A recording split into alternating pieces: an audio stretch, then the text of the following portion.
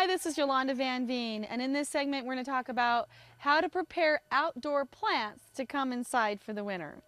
Now, if you live in a climate where it gets cold in the winter, there's lots of plants that you can grow outside over the summer, but you've got to bring them inside so that they don't freeze and you can save them for the next year.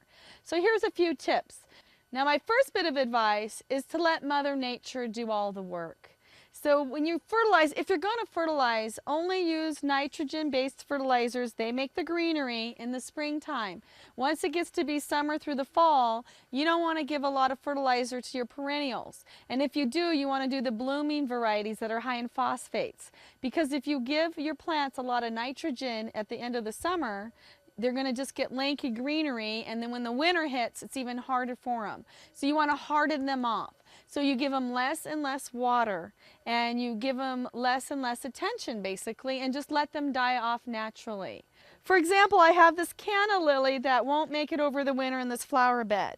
So to prepare it for winter, I'm going to let it continue to grow and grow and grow. By October, November, when the nights are getting cold, it's going to start turning yellow and start turning brown and not look that great. I'm going to leave it outside as long as possible.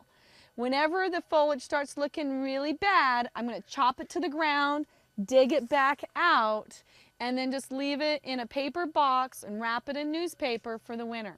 And then I'm going to turn around and plant it again outside in April. So my rule of thumb is if the green